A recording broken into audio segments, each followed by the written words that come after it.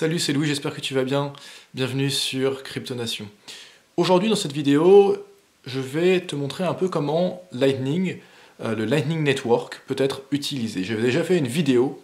Si tu veux aller regarder, je vais mettre le lien en description et puis sur la vidéo, sur Lightning, sur le fonctionnement théorique de Lightning, et puis pourquoi on voulait éventuellement utiliser Lightning.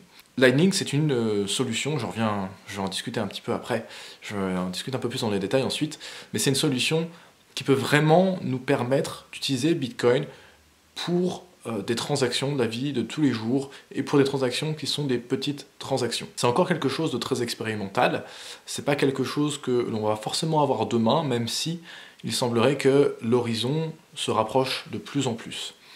Cette vidéo, je l'ai faite avec Ilias, de la Bulle Crypto. La Bulle Crypto, c'est un podcast sur les crypto-monnaies. Je te mets également le lien en description. Ils font du très bon contenu, tu peux aller voir.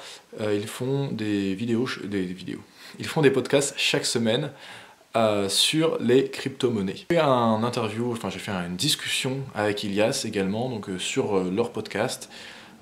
Et dans le cas de cette discussion, eh bien, on a également montrer un petit peu comment Lightning pouvait fonctionner.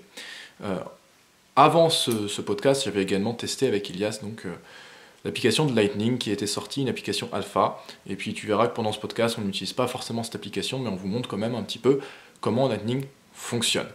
Donc voilà, c'était tout pour cette introduction, je ne vais pas en dire plus, on attaque directement le vif du sujet. C'est parti.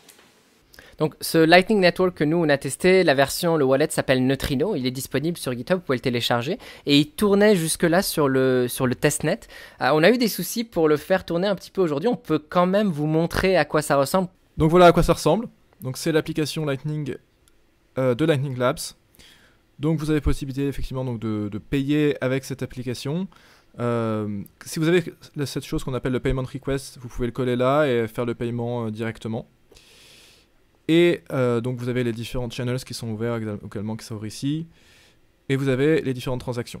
Donc là, je ne peux pas vous montrer, je ne peux pas vous faire la démonstration parce que mon wallet, il est encore en cours de synchronisation. Donc il n'est pas synchronisé, donc on ne peut pas l'utiliser. Donc du coup, on va vous montrer une autre solution. Donc on va vous montrer avec HTLC.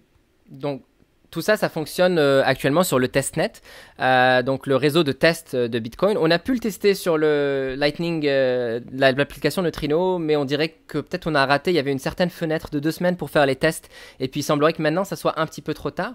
Du coup, ce qu'on va utiliser, c'est un service web qui permet de faire ça avec un nœud qui est développé pour ce service-là.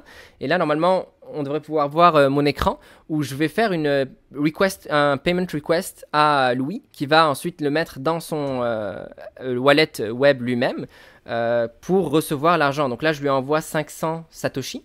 Je copie ma payment request. C'est un code qui ressemble un petit peu à ça. Je vais aller lui transmettre. Là, Louis va coller ma payment request dans son wallet. Donc il voit que c'est pour 500 Satoshi. Il va m'envoyer les sous. Parfait. Et de mon côté, normalement, si tout se passe bien, il a fait Send Payment. On retourne sur mon écran. On peut voir que je viens de recevoir un paiement de 500 millisatoshi. Donc c'est vraiment comme ça que ça fonctionne. C'est instantané. Donc ça, c'est le Lightning Network sur le testnet de Bitcoin. Donc ce qu'on peut voir là sur l'écran de Louis, en fait, c'est un réseau extrêmement dense avec plein de points rouges et quelques points bleus.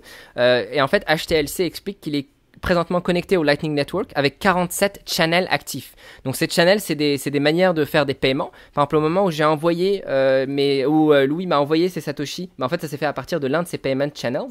Et on est tous les deux connectés à un même nœud sur le Lightning Network pour faire transiter ce paiement. Ça reste un système trustless. Vous n'avez pas besoin de faire confiance aux intermédiaires. En fait, vous ne donnez pas d'argent aux intermédiaires, vous ne donnez pas de bitcoins aux intermédiaires. Donc les intermédiaires vont faire transiter, certes, votre transaction qui s'assimile un peu à une promesse de paiement en fait dans le système Lightning. C'est une balance. Voilà. Ça va faire transiter cette balance d'une certaine manière. Ils vont faire transiter cette balance, mais en fait, ils n'auront pas conscience vraiment de ce qu'ils vont faire transiter. Dans tous les cas, ils ne peuvent pas s'approprier ce qu'ils vous font transiter. C'est-à-dire que dans le pire des cas, ils ne sont pas coopératifs. Et ça, le Lightning Network prévoit ce scénario-là dans lequel ils ne sont pas coopératifs. Mais dans tous les cas, en fait, il n'y a pas besoin de leur faire confiance.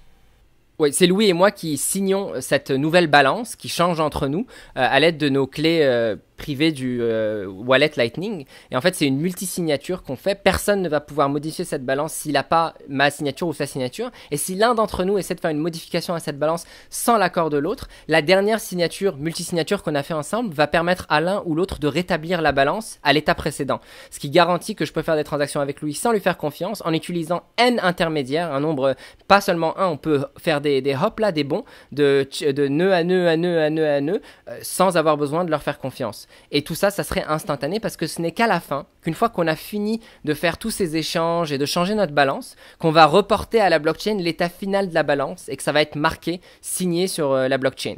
Donc en fait, ce que ça signifie aussi, c'est qu'on va pouvoir faire plusieurs millions de transactions même entre Louis et moi. Louis, ça pourrait être, il me vend quelque chose tous les jours, par exemple, j'achète un des services qu'on a là, que Louis pourra peut-être montrer, qui est en démonstration, c'est Yalls, qui permet de faire des micro-paiements pour lire des articles. Je peux ouvrir un payment channel avec eux à travers un nœud, continuer à faire des paiements pour eux pendant très très très longtemps sur ce channel, et ce n'est qu'au bout d'un an, par exemple, qu'on va fermer le channel et que la balance finale va être reportée à la blockchain. Ce qui fait que pour toutes ces transactions, on va payer au final un frais de transaction sur la blockchain. Donc ce qu'on peut voir, c'est un site web avec les derniers articles, où il y a plusieurs articles, il y en a qui datent du 27 octobre par exemple, et quand on lit l'article, donc on rentre dans l'article ici, c'est Gutey's Finger, je sais pas trop ce que c'est. C'est ça, mais de toute façon, c'est un peu c'est des articles de test pour le moment. Oui, c'est ça. Et là, Louis va cliquer sur le bouton Continue Reading et ça vaut 0,01 $, c'est 420 Satoshi sur le réseau Lightning. Il va copier la payment request au moment où il a cliqué sur Continue. Ça lui donne une ligne de code similaire à celle, enfin pas une ligne de code, ça commence par LNTB, ensuite il y a du hexadécimal et à la fin une adresse IP qui est l'adresse du nœud. Il va la copier et aller la rentrer dans son wallet HTLC. Donc là, c'est ce qu'il est en train de faire. Il met le code de la payment request dans le send de son Lightning Wallet HTLC.me. Il a fait le send. Et en fait, ce qui est intéressant, c'est qu'au moment où il a rentré le code, le wallet lui indique pourquoi est le paiement. Il y a l'information qui est inclue, c'est pour payer pour l'article Gutey's Finger. Là, ça a écrit Send Payment. Du coup, il va retourner sur la page Yalls, qui est le site yalls.org. Et là, l'article est débloqué. Il a accès à l'intégralité de l'article. Ça a pris c'est instantané. Et on peut faire des micro-paiements de ce genre-là sur Bitcoin. Actuellement sur le testnet, mais c'est quelque chose qui serait possible d'implémenter par la suite sur Bitcoin. En quelques secondes, on a pu effectivement payer pour l'article avec un paiement Lightning. Donc c'est sur le testnet, c'est des faux Bitcoin, mais effectivement le principe est exactement le même que si c'était sur le mainnet. Donc en quelques secondes, on est capable de faire la transaction. Et comme ça, on débloque la suite de l'article. Ça va au-delà de ce que pourrait offrir une augmentation de la taille des blocs. Et là, on en a vraiment donc la démonstration à travers les micro-paiements. Et encore plus, effectivement, on a cette idée qu'on peut aller jusqu'à faire du streaming d'argent. Donc voilà, ça c'est encore une autre idée qui est débloquée par ce genre de solution. Donc c'est qu'au lieu de payer un service en une seule fois, on peut envisager de le payer en plein de fois. Donc progressivement. Par exemple, on peut avoir des salaires qui soient payés tout le mois, chaque jour. Chaque jour avoir un morceau de son salaire. Donc ça ouvre aussi des nouvelles possibilités à ce niveau-là. Et tout ça, ça ne requiert absolument pas tout ce qui va se produire avec le fork de 2x. Exactement, voilà. Tout ça, c'est possible de le faire uniquement avec ce qu'on a aujourd'hui. Donc on avait besoin par contre, pour que ça soit plus facile, plus efficace, plus sécurisé, Segwit, c'était important de l'avoir pour les solutions de deuxième niveau, parce qu'il fallait résoudre le problème de la malléabilité des transactions. Mais absolument, on avait besoin de Segwit, mais on n'a certainement pas besoin du doublement de la taille des blocs. On n'a pas besoin d'une augmentation de la taille des blocs. Maintenant, si un jour dans le futur, on veut augmenter la taille des blocs, si jamais on a la solution de deuxième niveau, eh bien, on pourra le faire et ça démultipliera, je dirais, l'augmentation de capacité, parce qu'on aura une solution de deuxième niveau.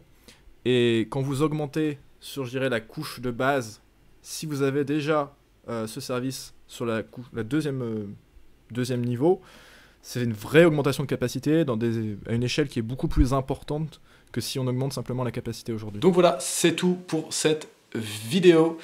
Voilà, j'espère que ça t'a intéressé de voir un petit peu comment Lightning pouvait être utilisé. Et ça montre que Lightning, voilà, c'est pas juste de l'abstrait, c'est pas juste un concept comme ça. Il y a vraiment des versions alpha qui sont sorties. Il y a des choses qui fonctionnent, ça fonctionne pas aussi bien qu'on le voudrait, c'est pas encore complet, c'est pas encore facile à utiliser, mais on s'achemine peu à peu vers quelque chose qui pourrait être utilisé par tous. Donc, Voilà pour cette vidéo. N'hésite pas à suivre le podcast de la Bulle Crypto. Ils ont aussi une chaîne YouTube maintenant. N'hésite pas à aller écouter donc, la discussion que j'ai faite avec Ilias de la Bulle Crypto. C'est également dans leur liste des derniers podcasts, tu pourras aller voir. Ça s'appelle La Bulle Nation en titre. Donc tu peux aller voir ça si tu veux, si ça t'intéresse. C'est une discussion sur Segwit2x donc, que j'ai fait avec Ilias de la Bulle Crypto. Moi je te dis à très bientôt et je te remercie pour avoir regardé cette vidéo.